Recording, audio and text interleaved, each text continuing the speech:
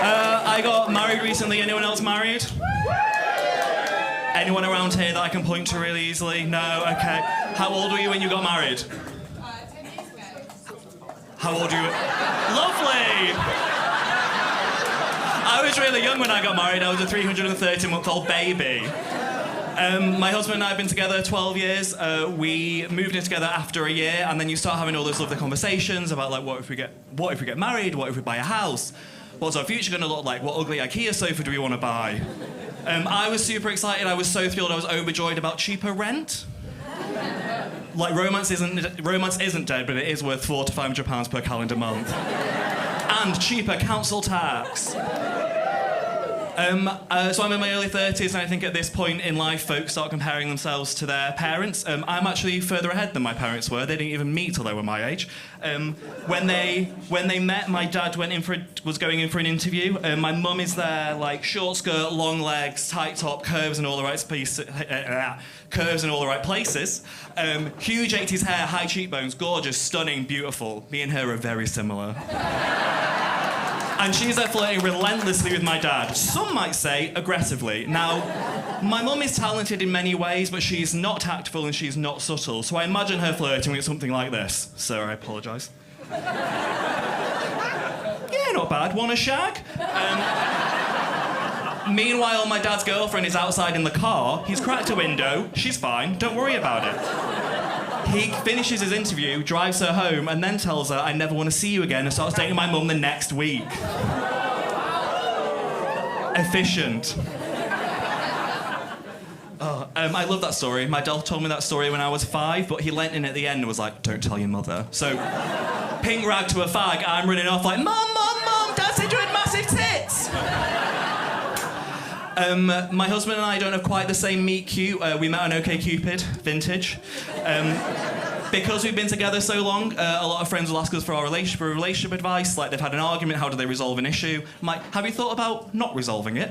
Have you thought about bottling up your feelings, pushing it down, and bringing it up in 2 weeks when you're doing the washing up? You've got to keep him on his toes, keep him on his toes. At this point in my life, I don't know why, but a lot of straight friends are now asking about ethical non-monogamy. Like, trust straight people to turn swinging into a case study. Or they're asking me about polyamory. Now, my husband and I have thought about polyamory. We're queers in East London. We'll try anything twice. But ultimately, there's like one thing I just couldn't get over, and it was just honestly I couldn't get past the idea of all the admin. Like, got to organise the calendar, got to organise the dates, you've got to remember the birthdays, you've got to remember the names. I forgot my husband's name yesterday and I had to settle for Oi, you. Like, I can't do all that admin, I'm too neurospicy. I never thought I was neurospicy, and then my friend convinced me to do one of the online tests that you can do for ADHD on the NHS, so 3 months later, when I got around to it, I passed with flying colours. Thank you.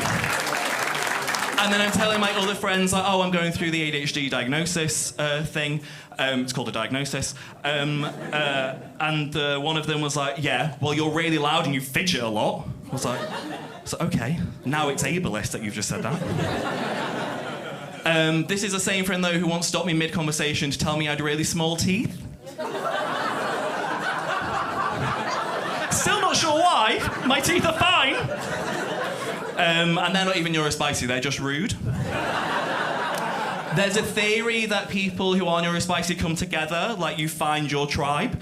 And I was looking around at like my group of friends, because the Venn diagram of my friends and neurospicy is one circle. So I'm considering anything else this might work with, and I was like, okay, well the category is trans because lots of my friends are trans. I was like, oh, maybe could I be non-binary? So I asked my friend for like a starter pack on like what does, like, you know, trans people are beautiful. Like I had to ask my friend for a starter pack on what non-binary might be. So they started off with, you need to love a fleece. Well, I'd look like a woolly blimp. I'm not doing it. What's next? I'm like, you have to love Lucy and Yak too? I'm like, boiler suits and dungarees. In florals, groundbreaking, but clearly not my thing. And then they was like, okay, give me one last one. Please give me one last one. And they're like, okay, bouldering. For those of you who don't know, that's going inside somewhere to rock climb pretending you're athletic. And I was just...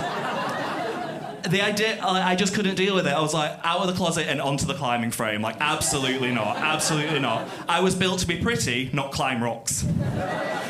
I'm just going to stick to being cis. You've all been really lovely. If you've liked me, I've been Malachy O'Grady. If you haven't liked me, you've been homophobic.